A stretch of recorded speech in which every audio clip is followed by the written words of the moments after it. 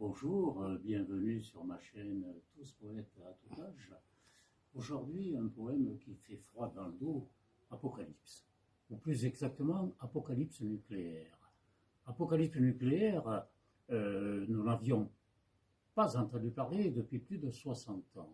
Pourquoi 60 ans? Parce qu'en 1962, l'installation de missiles soviétiques, aujourd'hui la Russie, à tête nucléaire à Cuba, c'est-à-dire en face des États-Unis, a mis le monde au bord du gouffre. Les journaux de l'époque, d'ailleurs, titraient Le monde au bord du gouffre nucléaire.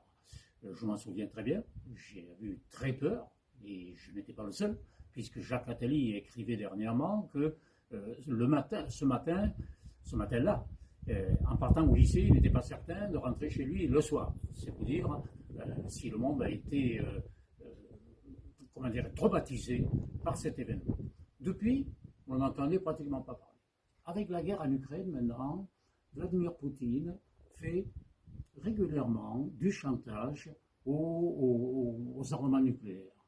Et ça a donné l'idée à un poète marocain, Kamal Verdouni, d'écrire le poème qui suit, Apocalypse. Auront peut-être jour les adieux déchirants des humains à la terre, par la volonté d'un tyran qui se croit Dieu. Plus de ciel bleu, plus de soleil éblouissant, que le règne du feu et le dernier cri des innocents. Qu'un trou noir entre nous et la lumière. La fin de toute vie et l'hiver nucléaire. Cet homme, y est-il pourtant haïr son espèce, pour qu'en moins de battements de cils, toute vie disparaisse?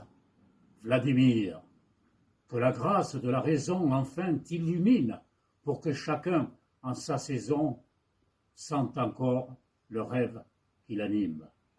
Les poètes sont là, non pas pour nous désespérer, mais au contraire, pour éveiller notre conscience. Et l'éveil de notre conscience aujourd'hui, nous en avons de plus en plus besoin face aux défis qui se posent à nous, et je pense en particulier aux défis climatiques.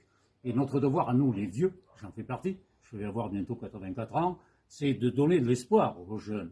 Alors qu'aujourd'hui, on entend trop souvent des vieux comme moi dire « Oh, nos jeunes, que vont-ils devenir ?» Si c'est ça le message d'espoir qu'on veut donner aux jeunes, c'est pas pour moi. Je crois qu'aujourd'hui, il faut donner justement aux jeunes suffisamment de lucidité pour regarder la réalité en face, mais également les aider à trouver des pistes d'espérance, des pistes de vie, et Dieu sait qu'ils en ont. Et aujourd'hui, on voit fleurir un tas d'initiatives auprès de jeunes qui sont encore minoritaires, mais qui se développent, qui nous donnent espoir.